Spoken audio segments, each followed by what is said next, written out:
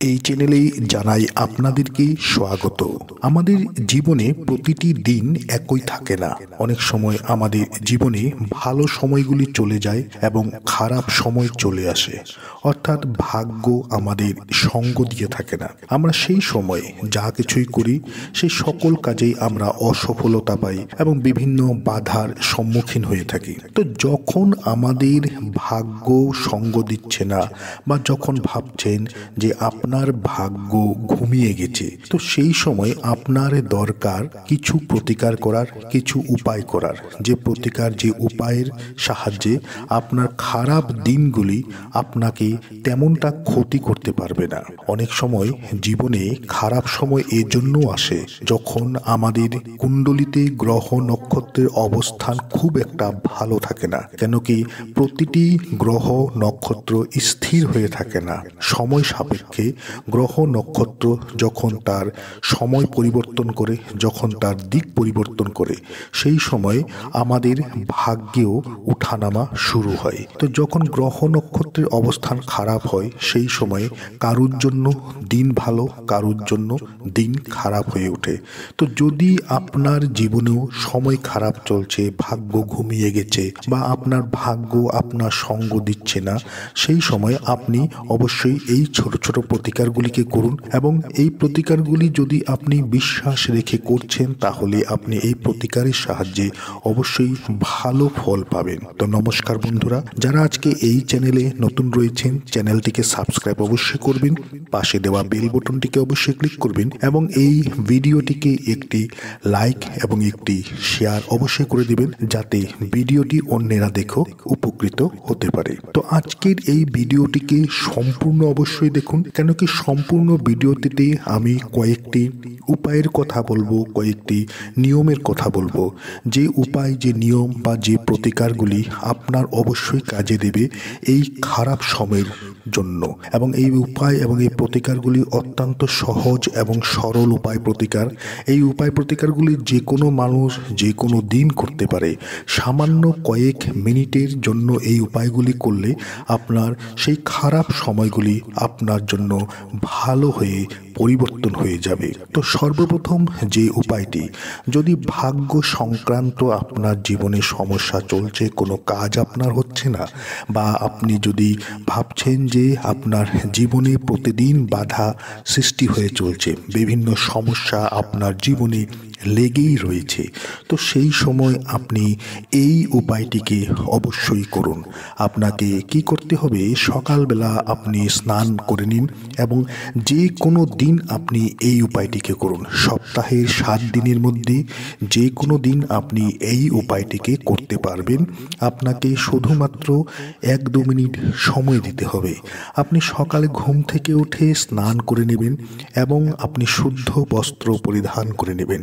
এরপর আপনি 1 মুঠ চাল নেবেন, আপনার ডান হাত দিয়ে 1 মুঠ চাল নেবেন এবং সেখানে রাখবেন একটি 1 টাকার কয়েন্স।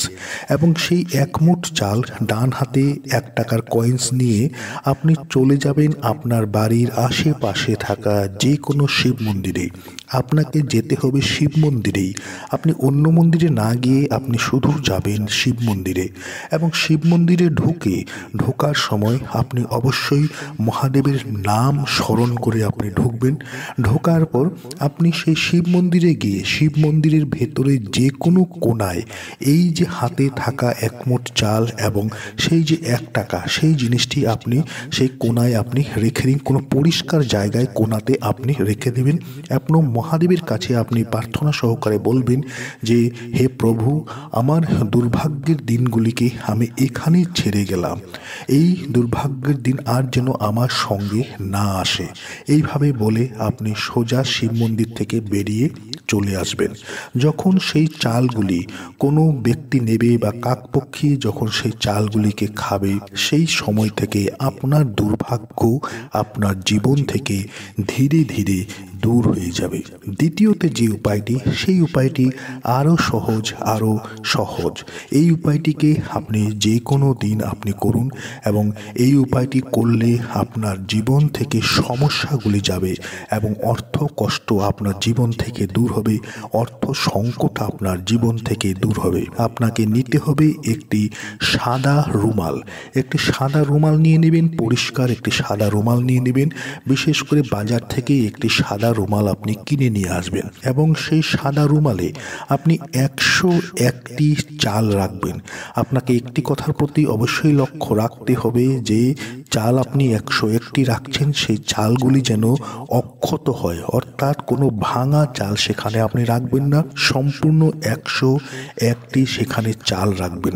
রাখার পর সেই চালের উপর আপনি রাখবেন একটি গোটা সুপারি। গোটা সুপারি রাখার পর আপনি হাত জোর করে প্রণাম করবেন ব্রহ্মাণ্ডকে যে প্রভু আমার জীবন থেকে দুঃখ, কষ্ট, সমস্যা সকল কিছু যাই আপনার জীবনে চলছে সেই জিনিসগুলিকে যেন দূর করে দিই। এরপর সেই সাদা রুমালটিকে আপনি বেঁধে নেবেন। বাঁধার পর আপনার বাড়ির বাইরে যে মন্দিরে রয়েছে সেই মন্দিরে যাবেন এবং সেই রুমালটি, যে রুমালটি বাঁধা ছিল সেই রুমালটি আপনি সেই মন্দিরের ভেতরে যে কোনো জায়গায় আপনি সেটিকে রেখে আসুন। এই উপায়টির সাহায্যে যে কারণে আপনার জীবনে অর্থ কষ্ট হচ্ছিল, যে কারণে আপনার জীবনে সমস্যা চলছিল, সেই সমস্যা, অর্থ কষ্টগুলি ধীরে ধীরে আপনার জীবন থেকে দূর হয়ে যাবে। 3 নম্বর যে উপায়টি, সেই উপায়টি আরও বেশি খুবই সহজ এবং খুবই সহজ পদ্ধতির। এতে আপনার জীবনে মঙ্গল ভালো হবে, হনুমানজির কৃপা আপনার উপর পড়বে। বলা হয় এই কলিযুগে যে ব্যক্তির উপর হনুমানজির কৃপা থাকে, যে ব্যক্তির উপর হনুমানজির ভালো দৃষ্টি থাকে, সেই ব্যক্তি জীবনে সকল কিছু জায়গায়, সকল জায়গায় সেই ব্যক্তি সাকসেস পায়, উন্নতি পায়। জীবনে যা চায় তাই সে পেয়ে থাকে। এই উপায়টি আপনাকে করতে হবে মঙ্গলবার এবং শনিবার। যদি আপনার উপর শনির দশা চলছে, শনির কুদৃষ্টি চলছে, তাহলে এই উপায়টি করলেও আপনার শনির দশা থেকে আপনি বাঁচতে পারবেন, শনির কুদৃষ্টির থেকে আপনি বাঁচতে পারবেন। আপনি মঙ্গলবার এবং শনিবার আপনি এই 2টি দিন আপনি একটি ডাটি থাকা পান নেবেন। পানটি পরিষ্কার হওয়া উচিত এবং পানটি যেন সম্পূর্ণ ভালো হওয়া উচিত।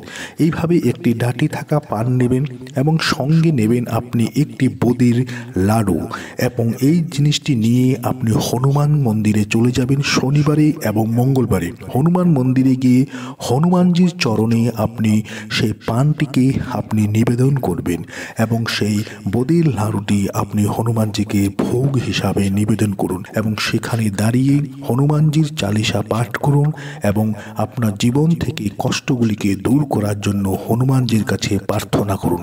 এই উপায়টি আপনি কয়েকটি শনিবার এবং কয়েকটি মঙ্গলবার করুন। এতে আপনার জীবনে মঙ্গল ভালো হবে, শনির দশা আপনার জীবন থেকে দূর হবে এবং হনুমানজির কৃপায় আপনি জীবনে যা চাইবেন, যাই মনোকামনা বলবেন, যা মনোকামনা আপনার রয়েছে সকল কিছু পূর্ণ হবে। 4 নম্বর যে উপায়টি হচ্ছে, সেই উপায়টি আপনার বাড়িটিকে শুদ্ধ করবে। যদি আপনার বাড়ির উপর কারুর নজর লেগেছে, কেউ তন্ত্রমন্ত্র করে রেখেছে, যদি কেউ কোনো টোনা টোটকা করে রেখেছে আপনার বাড়ির উপর, তাহলেও আপনার জীবনে অনেক বেশি প্রভাব পড়ে থাকে। যাদের বাড়ির উপর নেগেটিভ এনার্জি থাকে, যার বাড়ির উপর তন্ত্রমন্ত্র করা থাকে, টোনা টোটকা করা থাকে, সেই বাড়ির উন্নতি হঠাৎ করে থেমে যায়। সেই বাড়িতে থাকা প্রতিজন ব্যক্তির জীবনে নানা ধরনের সমস্যা চলে আসে। আপনি এই উপায়টিকে করুন, আপনার বাড়িতে থাকা সেই সকল দোষগুলি দূর হবে। আপনার বাড়িতে যে রান্নাঘর রয়েছে এবং সেই রান্নাঘরে যেই জায়গায় আপনি জল রাখেন, যেখানে আপনি জল মজুত করে রাখছেন, আপনার জলের ফিল্টার বা জলের কোনো সামগ্রী আপনি রাখছেন, সেই জায়গায় আপনি প্রতি সন্ধ্যা সময় একটি করে প্রদীপ জ্বালাবেন। এতে আপনার বাড়ির থেকে অশুভ শক্তিগুলি দূর হবে, আপনার বাড়ির থেকে সেই খারাপ শক্তিগুলি দূর হবে। যেই খারাপ শক্তি, অশুভ শক্তিগুলি আপনার বাড়িটিকে ধ্বংস করছিল, আপনার বাড়ির উন্নতিতে বাধার সৃষ্টি করছিল বা আপনার জীবনে বাধার সৃষ্টি করছিল। এই উপায়টি অত্যন্ত ফলদায়ক উপায় এবং এই উপায় করলে একটি বাড়িতে উন্নতি খুব শীঘ্রই চলে আসে এবং সেই বাড়িতে থাকা প্রতিজন ব্যক্তির জীবনে সফলতা খুব শীঘ্রই চলে আসে। এই উপায়গুলিকে অবশ্যই করুন, জীবনে আপনি উন্নতি পাবেন, জীবন আপনার পরিবর্তন হবে, ভাগ্য আপনার ভালো হবে এবং খারাপ সময়গুলি আপনার জীবন থেকে দূর হবে। যে কোনো উপায় করার পূর্বে সেই উপায়টির প্রতি বিশ্বাস, ভক্তি, আস্থা রাখবেন।